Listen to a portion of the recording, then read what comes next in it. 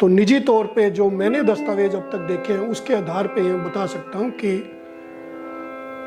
शहीद आजम भगत सिंह और उसके साथियों को फांसी की सजा से बचाने के लिए तत्कालीन भारत में जो सबसे बड़ा प्रयत्न है वो महात्मा गांधी ने किया।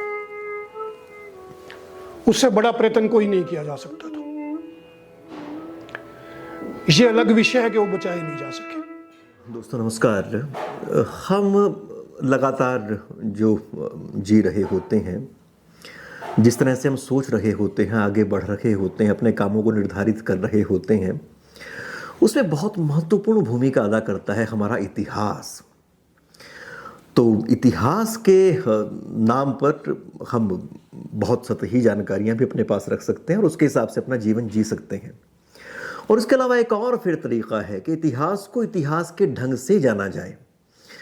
हमारे यहाँ पर जिस दौर में हम रह रहे हैं, जहाँ पर शोध का, अध्ययन का और समूची मानवता के भाव का एक अभाव है, तो वहाँ पर एक पक्ष हम पकड़ते हैं, उस पक्ष को पकड़े पकड़े आगे तक चलते चले जाते हैं और इस बीच में जो संतुलित समझ होनी चाहिए इतिहास की, वो हमारे पास बन नहीं पाती और उसका नुकसान हमारे वर्तमान को होता है। तो इतिहास के बहुत सारे ऐसे विषय हैं जिनको जानने को बारंबार मन करता है और ख़ासतौर से फ्रीडम स्ट्रगल जो हमारी पूरी रही। तो हमारे यहाँ फ्रीडम स्ट्रगल पर कई बड़े विद्वान रहे हैं, पर डॉक्टर अमरजीत सिंह जी, आप प्रोफेसर रहे हैं, हेड ऑफ द डिपार्टमेंट रहे हैं कुरुक्षेत्र के इतिहास विभाग में, और आपका जिन्ना को लेकर, गांधी को लेकर, फ्रीडम मूवमेंट को लेकर बहुत ही कमाल का काम रहा है। तो आपके साथ हम एक इतिहास की यात्रा पर आज से निकलने वाले हैं और इस यात्रा में हम चाहेंगे कि अपना जो आज़ादी का आंदोलन है उसको एक बहुत ऑब्जेक्टिव तरीके से हम देख सकें। वो तरीका, वो नज़रिया जो आमतौर पे आपको नहीं दिखता, कुछ चीज़ें कहीं ना कहीं छोड़ दी जाती हैं, तो एक ऑब्जेक्टिव तरीके से सारी बातें आपके सामने रखें और फिर ताकि आप एक उसके हिसाब से निर्णय ले सकें। यहाँ पर विचारधारात्मक कोई आग्रह कम है, उसके अलावा जो फैक्ट्स हैं वो आपके सामने रख दिए जाएंगे ताकि आप उन फैक्ट्स को अपने आप से भी चाहें तो वेरीफाई कर सकते हैं। तो आने वाले दिनों में हमारी ये जो यात्रा है सर के साथ, वो जारी रहेगी, वो बढ़ेगी, लगातार चलेगी। पर आज सर ने जिस महत्वपूर्ण विषय को हमारे साथ साझा करने का हमें कहा है, वो है गांधी जी और भगत सिंह के बारे में। कि आमतौर पे एक लाइन में ये कह दिया जाता है कि गांधी जी ने भगत सिंह को बचाने के लिए वैसे प्रयास नहीं किए जैसे वो कर सकते थे, या प्रयास नहीं किए। तो इस चीज को कई कई हलकों में बारंबार सुना, देखा जाता है। ना सिर्फ आम व्यक्ति, इतिहास को पढ़ने वाले, समझने वाले, पढ़ाने वाले व्यक्ति ये बात जब कहते हैं तो और निराशा होती है। तो आज इस प्रश्न से गुरुदेव डॉक्टर अमरजीत सिंह जी अपनी बातचीत की शुरुआत कर रहे हैं और आने वाले दिनों में कुछ बहुत महत्वपूर्ण विषयों पर बहुत विस्तार के साथ हमें सर का आशीर्वाद मिलेगा, ऐसी हम कामना करते हैं। विकास, आपकी दोनों बातें बहुत ही महत्वपूर्ण है। प्रश्न तो वास्तव में आप ये कर रहे हैं कि साधारण जनता और इवन इतिहासकार और इतिहास के जानने वाले भी ये लिखते बोलते रहते हैं कि महात्मा गांधी ने शहीद आजम भगत सिंह को फांसी से बचाने का प्रयत्न नहीं किया। उसी परिप्रेक्ष्य में आप की तरफ से प्रश्न ये भी आया कि उसकी भूमिका या उसकी कोई बैकग्राउंड भी थोड़ी सी बताई जाए कि वास्तव में ये दो नाम है क्या, या इनका आपसी संबंध क्या है। तो दो लाइनों में या कुछ थोड़े से मिनटों में तो ये एक्सप्लेन नहीं किया जा सकता, और इस प्रश्न को मैं बड़े संदर्भ के तौर पे देखूंगा। भारतीय राष्ट्रीय आंदोलन जो ब्रिटिश राज के विरोध में स्वतंत्रता के लिए लड़ा जा रहा था, तो उस संदर्भ में ये दोनों नाम सबसे बड़े नाम हैं। यद्यपि एक इतिहासकार होने के नाते मैं कोई जजमेंट तो नहीं दे सकता हूं और कोई तुलना करने का प्रयत्न नहीं कर रहा हूं कि दूसरे नाम इनसे छोटे थे या इन दोनों में से कौन सा नाम बड़ा था और कौन सा छोटा था। ऐसा मेरा कहने का अभिप्राय नहीं है। मेरा कहने का अभिप्राय ये है कि राष्ट्रीय आंदोलन को सफल बनाने में ब्रिटिश साम्राज्यवाद को समाप्ति की तरफ ले जाने में विचारात्मक तौर पे और घटनाक्रम के तौर पे महात्मा गांधी और भगत सिंह का जो योगदान है उनको सही मायने में शब्दों में बयान नहीं किया जा सकता। और वो संघर्ष केवल ब्रिटिश के विरोध नहीं कर रहे थे, बल्कि जो राष्ट्र निर्माण का प्रोसेस था, समूचे राष्ट्र को इकट्ठा करना या समूचे राष्ट्र में एक राष्ट्रभक्ति, राष्ट्रवाद के विचार को प्रवाहित कर देना, उसको सशक्त कर देना, उसको मजबूत कर देना, ये काम जो है महात्मा गांधी और भगत सिंह के द्वारा किए गए हैं। अब इसके बाद सही मायने में आपके प्रश्न की तरफ चलें तो जो प्रश्न आप कर रहे हैं ये मेरे माइंड में, मेरे हृदय में, मेरे भी सोच में अनेक बार आता है कि इसको ठीक तरह से इतिहास के पढ़ने वाले, इतिहास के जानने वाले, इतिहास में इच्छा रखने वाले स्टूडेंट्स के सामने ही ना केवल रखने का प्रयत्न किया जाए, बल्कि आम जनता तक भी ये बात पहुंचाई जाए, क्योंकि उनके मन में ये प्रश्न बार बार आता है कि क्या शहीद आजम भगत सिंह को महात्मा गांधी ने बचाने का प्रयत्न किया था, फांसी से बचाने का प्रयत्न किया था या नहीं किया था। इसको इतिहास लेखन के संदर्भ में यदि हम देखें, और ये मैंने बात इसलिए भी कही महत्वपूर्ण है, विकास पिछले अनेक वर्षों के मैं सेमिनार्स की तरफ निगाह डालूं जिनमें मुख्य वक्ता के तौर पे मैंने लेक्चर किए,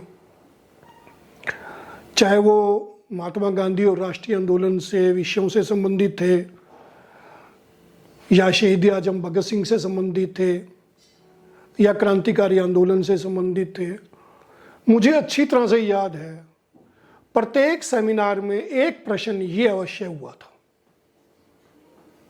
ये प्रश्न हमेशा किया गया। अब यदि इतिहास की जानकारी रखने वाले, इतिहास में रुचि रखने वाले बार बार इसको प्रश्न को कर रहे हैं तो साधारण जनता तो इस प्रश्न को बहुत ज़्यादा कर रही होगी। तो इस संदर्भ में मैंने कहा कि यदि इतिहास लेखन की तरफ हम देखें तो इतिहासकारों ने, विद्वानों ने, शहीद आजम भगत सिंह के साथियों ने, यहाँ तक कि उस समकालीन जो भारतीय राष्ट्रीय कांग्रेस है उसके भी कुछ नेताओं ने महात्मा गांधी के रोल को क्रिटिसाइज किया है, आक्षेप लगाए हैं उन पर। आक्षेप शब्द मैंने इसलिए प्रयोग किया क्योंकि वो सही नहीं है वास्तव में। और ये कहा है कि गांधी ने शहीद आजम भगत सिंह और उसके साथियों को बचाने का, फांसी की सजा से बचाने का प्रयत्न नहीं किया। ताराचंद इतिहासकार के तौर पर, एजी नूरानी इतिहासकार के तौर पर, या जिन्होंने शहीद आजम भगत सिंह पे लिखा, जीएस देओल, के खुल्लर, या शहीद आजम भगत सिंह के जो साथी थे जितेंद्र नाथ सान्याल, मनमथ नाथ गुप्त, इन सभी ने अपनी लेखनी में, अपनी किताबों में प्रत्यक्ष तौर पे गांधी को क्रिटिसाइज किया है। अलग अलग शब्दों का प्रयोग किया गया है।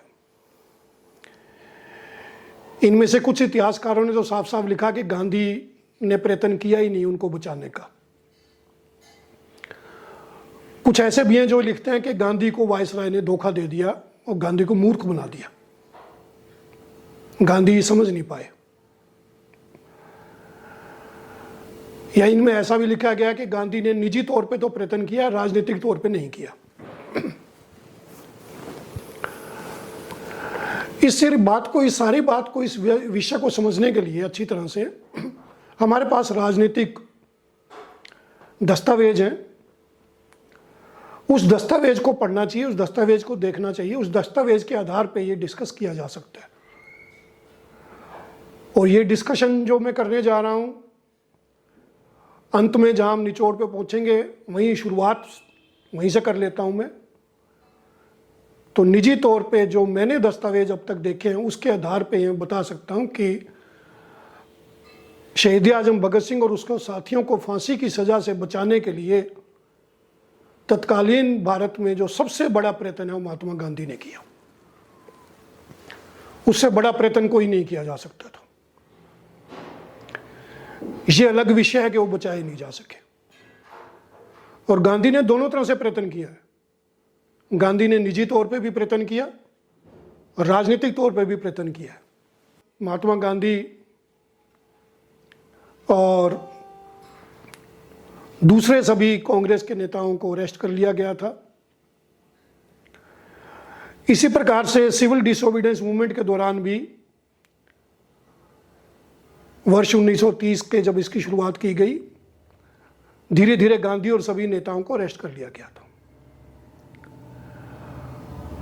ब्रिटिश सरकार ने इस आंदोलन के दबाव स्वरूप, और जो बहुत समय से, लंबे समय से कॉन्स्टिट्यूशनल रिफॉर्म की जो बात चल रही थी, उसको ध्यान में रखते हुए जनवरी 1931 में इसके लिए प्रयत्न करना शुरू किया। और जनवरी 1931 में viceroy of India Lord Irwin ने यह घोषणा की कि कांग्रेस वर्किंग कमेटी के नेताओं को और गांधी को जेल से रिहा कर दिया जाएगा ताकि उनके साथ बातचीत की जा सके और राजनीतिक जो मांगे हैं, कॉन्स्टिट्यूशनल प्रोग्रेस की जो बात ब्रिटिश की तरफ से कही जा रही थी, उसको सही तरीके से स्थापित किया जा सके। इस संदर्भ में जनवरी 1931 में महात्मा गांधी और कांग्रेस वर्किंग कमेटी के सदस्यों को जेलों से बिना शर्त के रिहा कर दिया गया।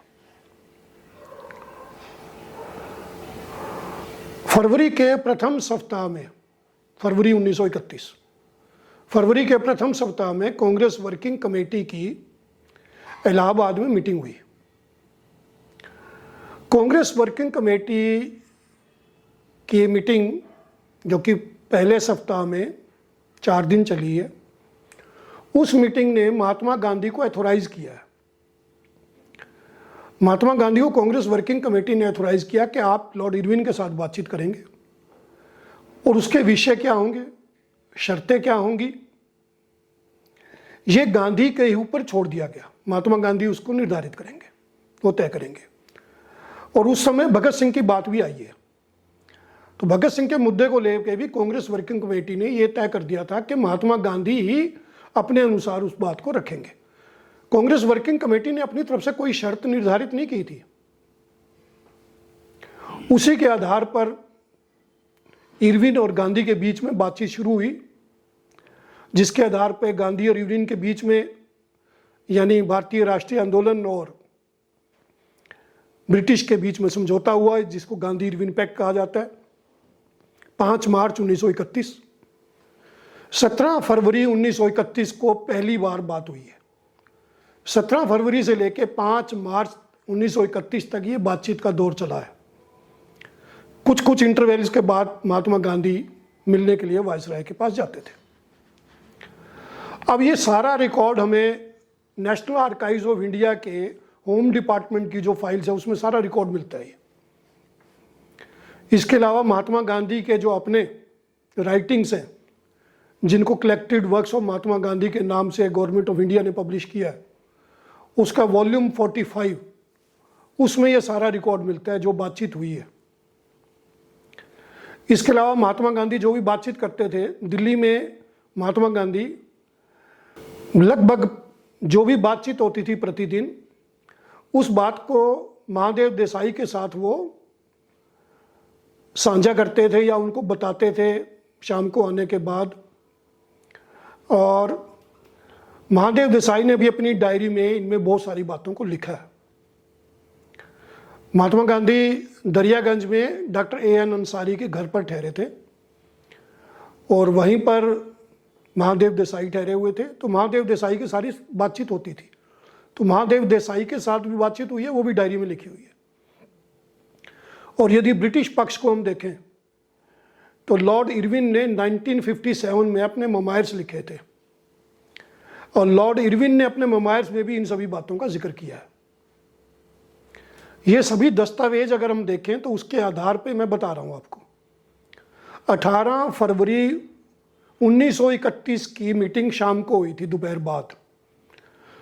वायसराय भी लिखते हैं, गांधी भी लिखता है। 18 फरवरी 1931 को महात्मा गांधी ने अपनी बातचीत के दौरान भगत सिंह और उसके साथियों की फांसी की जो सजा उनको हो चुकी थी, सजा जो जजमेंट दिया जा चुका था, अक्टूबर 1930 में फैसला हो गया था, डेट भी निश्चित हो गई थी, 24 मार्च 1931 को उनको फांसी होगी। तो गांधी ने 18 फरवरी 1931 को बात की थी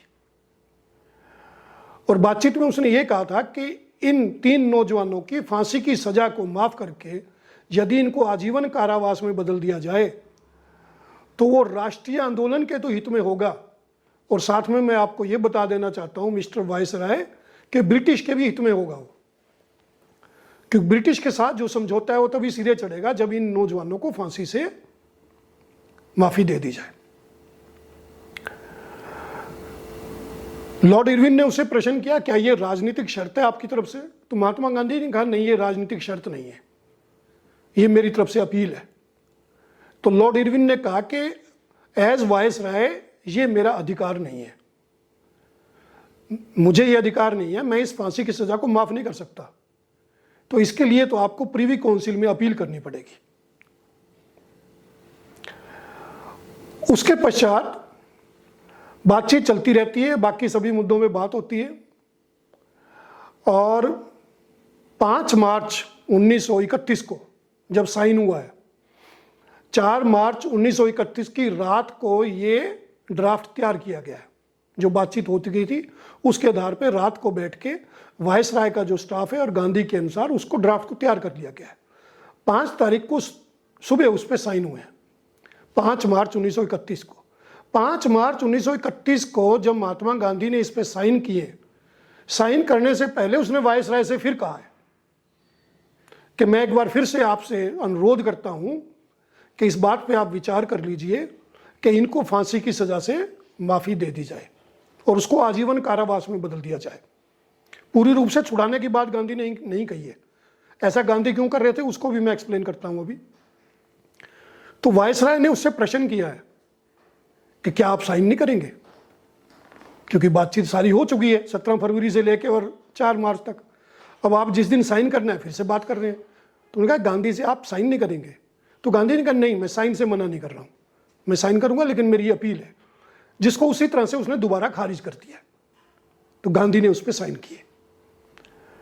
गांधी ने जो साइन किए, जो शर्तें रखी गई थी, उन शर्तों में एक शर्त यह भी थी, सभी राजनीतिक बंदियों को रिहा कर दिया जाएगा, केवल उनको छोड़कर जो सिविल डिसोबीडियंस मूवमेंट के दौरान हिंसात्मक कार्यों में गतिविधियां लेते हुए पकड़े गए थे, उनको छुड़ा नहीं जाएगा। तो गांधी ने तो उन राजनीतिक कैदियों को छुड़ाने की शर्त भी नहीं रखी थी जो हिंसात्मक कार्यों में हिस्सा लेते हुए पकड़े गए थे, क्योंकि Gandhi basically non violent movement के आधार पर उनके साथ बातचीत कर रहे थे।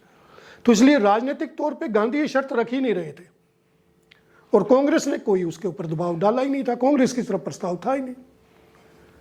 तो निजी तौर पे ये प्रयत्न है। फिर ये प्रयत्न केवल यही नहीं रुकता है, ये प्रयत्न आगे भी जाता है। 5 मार्च को साइन होने के बाद, क्योंकि दिल्ली में रुके हुए थे, 7 मार्च 1931 को दिल्ली के रामलीला मैदान में एक आम जलसा हुआ है। उन आम जलसे में गांधी ने यह मुद्दा स्वयं से उठाया था, क्योंकि गांधी साइन कर चुके हैं और गांधी ने बताया कि मैंने भगत सिंह और उसके साथियों को बचाने की शर्त नहीं रखी है। उसने पब्लिक तौर पे बताया है। फिर साथ में उसने ये बताया कि मैंने जो कुछ किया है वो कांग्रेस वर्किंग कमेटी के जो इच्छा थी और उसके अनुसार जो तय किया गया था मैंने वही किया, मैंने अपने आप से कुछ नहीं किया है, लेकिन फिर भी मैंने उनको बचाने का प्रयत्न किया है। यद्यपि मैं इन नौजवानों के द्वारा जो हिंसात्मक तरीका अपनाया गया उसको निजी तौर पे मैं उस पक्ष में नहीं हूं, और उस पक्ष में क्यों नहीं हूं उसको एक्सप्लेन करते हैं। मैं भगत सिंह और उसके साथियों की बहादुरी को सलाम प्रणाम करता हूं, लेकिन क्या देश की आज़ादी के लिए हम हजारों भगत सिंह शहीद करने के लिए तैयार हैं? अगर आप हजारों भगत सिंह शहीद कर सकते हैं तो ये रास्ता उत्तम है। अन्यथा मैं इसे स्वीकार नहीं करता हूँ। तो जो मेथड था उसको स्वीकार नहीं किया भगत सिंह ने, गांधी ने, लेकिन उन्होंने बचाने का प्रयत्न किया। और फिर इसके अतिरिक्त आगे यदि हम चलते हैं तो हमें अगली भी 2-3 घटनाएं नजर आती हैं जो अत्यंत महत्वपूर्ण है। 19 मार्च 1931 को गांधी वायसराय से फिर से मिले, जो एक राजनीतिक उनकी भेंट थी। उस 19 मार्च 1931 की राजनीतिक इस भेंट में गांधी ने फिर से भगत सिंह का मुद्दा उठाया था। यद्यपि 5 मार्च साइन हो चुकी है, समझौता हो चुका था, अब क्योंकि फांसी बहुत नजदीक थी, अब की बार गांधी ने फिर उसी के संदर्भ में बात करी और गांधी ने कहा कि मिस्टर वायसराय, ये बात जो मैं बता रहा हूं, ये राजनीतिक माहौल को यदि आपने ठीक रखना है तो आपके लिए भी आवश्यक है कि आप फांसी की सजा को आजीवन कारावास में बदल दें, जिसको वायसराय ने फिर से इनकार कर दिया। 20 मार्च 1931 महात्मा गांधी ने सेक्रेटरी ऑफ स्टेट और जो उसमें सेक्रेटरी होम का चार्ज भी है जिसमें इंडिया में, मिस्टर एमरसन को उन्होंने चिट्ठी लिखी है, 2 पेज की चिट्ठी है। उस चिट्ठी में फिर से वही की वही बातें लिखी है और चिट्ठी का मुख्य मुद्दा यही है कि भगत सिंह की फांसी की सजा को माफ किया जाए। 23 मार्च 1931, क्योंकि फांसी वास्तव में होनी थी 24 मार्च को, 23 मार्च 1931 को गांधी ने इरविन के नाम चिट्ठी लिखी है, 3 पेज की चिट्ठी है ये। और 3 पेज की चिट्ठी में महात्मा गांधी ने फिर से भगत सिंह की फांसी की सजा को माफ करने की बात की है। हालांकि भगत सिंह की फांसी की सजा तो ब्रिटिश ने निश्चित कर दी थी और वो किसी भी रूप में उसको फांसी पे चढ़ाना चाहते हो तो तय कर चुके हैं, लेकिन गांधी का प्रयत्न में 23 मार्च को भी नजर आता है। 23 मार्च की शाम को 7:30 पर लाहौर की सेंट्रल जेल में भगत सिंह और उसके दोनों साथियों सुखदेव और राजगुरु को फांसी हो गई। उसके बाद 26 मार्च 1931 के हरिजन में फिर से हमें लेख मिलता है जहां महात्मा गांधी ने भगत सिंह और उसके साथियों की शहादत को प्रणाम किया है, शत शत नमन किया है। उनकी बहादुरी को मैं प्रणाम करता हूं और ब्रिटिश राज से उसको बचाने का प्रयत्न मेरी तरफ से किया गया, उसमें मैं सफल नहीं हुआ हूं, तो उसके लिए वो खेद भी करते हैं। अब इन सारी घटनाओं के आधार पे ये सारे जो मैंने बताए आपको फैक्ट्स, ये रिकॉर्ड्स में अवेलेबल हैं, चाहे वो ब्रिटिश गवर्नमेंट के रिकॉर्ड हैं, गांधी की अपनी राइटिंग्स हैं, महादेव देसाई की राइटिंग्स हैं, लॉर्ड इरविन की अपने मेमोयर्स हैं, सभी में मिलता है ये। तो गांधी की तरफ से पूरा प्रयत्न किया गया है। अब जो आपने कहा कि 23 मार्च को फांसी दे दी गई जबकि 24 को होनी थी, ये ऐसा क्यों हुआ? ब्रिटिश सरकार बहुत ज़्यादा भयभीत थी। भगत सिंह और उसके साथियों की, क्रांतिकारियों की जो पॉपुलैरिटी थी और उसके कारण से जो राष्ट्रवाद में बहुत ज़्यादा बढ़ोतरी हुई थी, सशक्त हुआ था, तो इस बात का भय था कि 24 मार्च को जो सही में फांसी का दिन है, फांसी जैसा कि साधारणतः निश्चित है, वो मुझे यहाँ आवश्यकता नहीं है एक्सप्लेन करने की, पूरी दुनिया के देशों में फांसी सुबह के समय दी जाती है किसी भी देश में।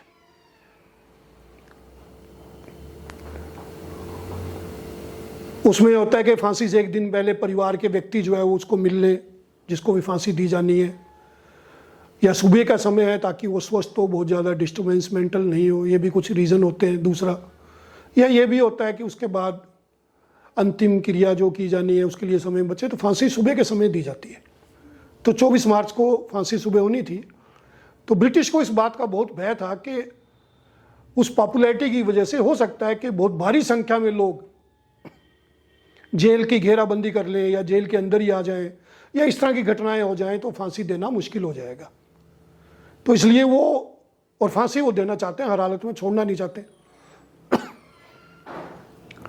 तो इसलिए उन्होंने 23 तारीख को ही अचानक से बदल दिया आदेश और 23 तारीख की शाम को ही फांसी दे दी है।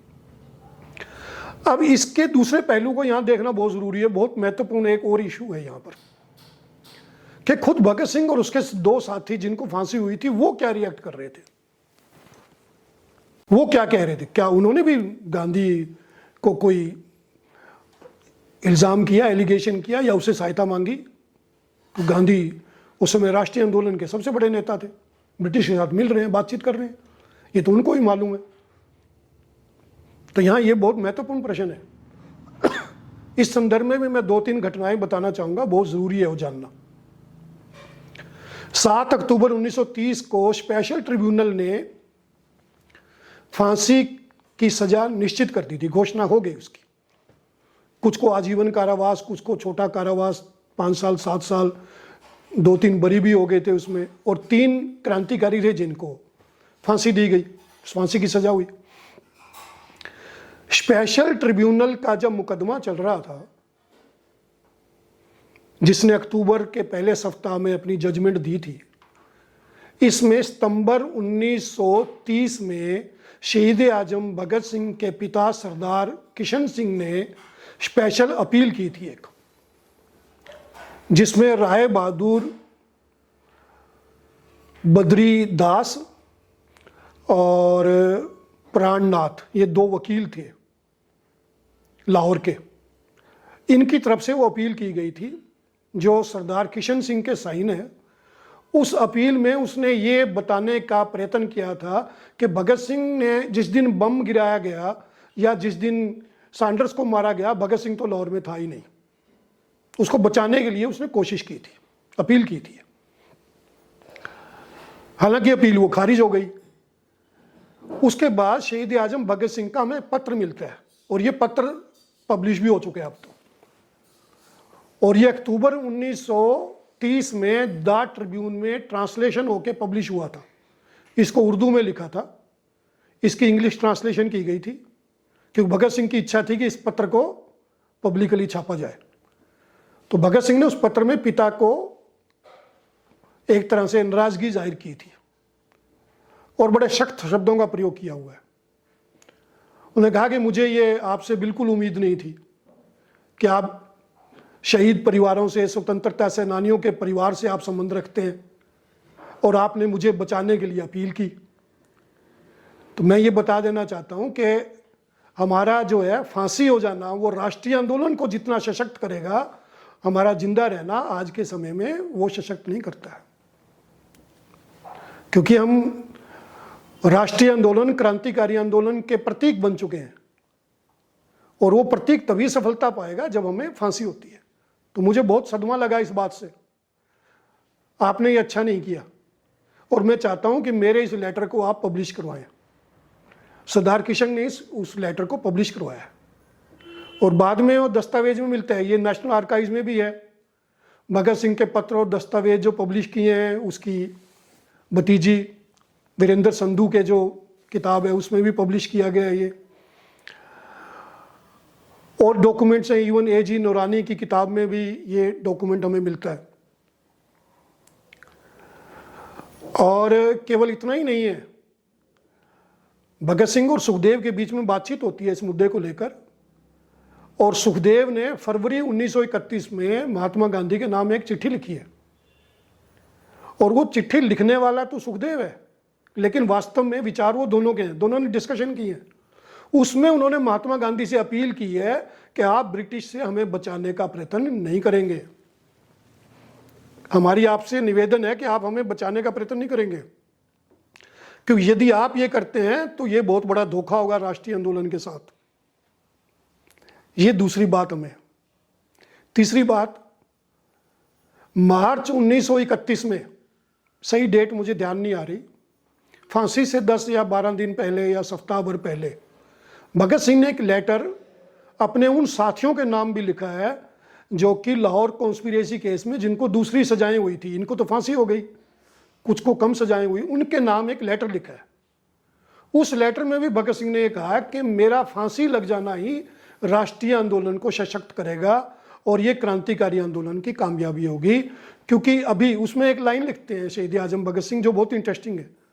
वो कहते हैं अब तक मेरी कोई ऐसी जीवन में घटना या मेरा कोई काम, मेरे चरित्र में ऐसी बात नहीं है जो मेरी कमजोरी को प्रदर्शित करे।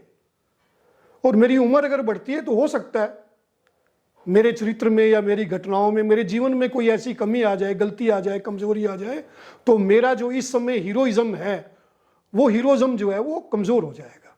तो इसलिए इसी समय मुझे फांसी पे चले जाना जो है ये उत्तम होगा। तो जो इतिहासकार, जो विद्वान और जो आम जनता या भगत सिंह के साथी ये ब्लेम करते हैं वो कतई गलत है।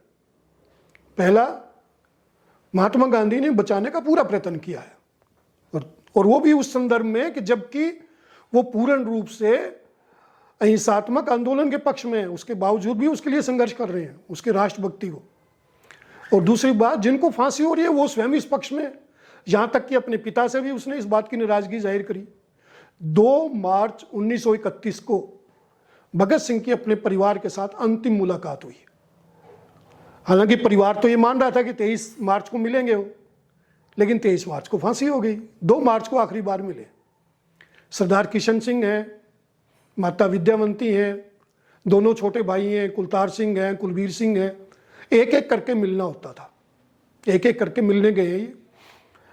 उस समय जब मिले, जब सरदार किशन सिंह उस समय मिले तो भगत सिंह ने माफी मांगी है उनसे।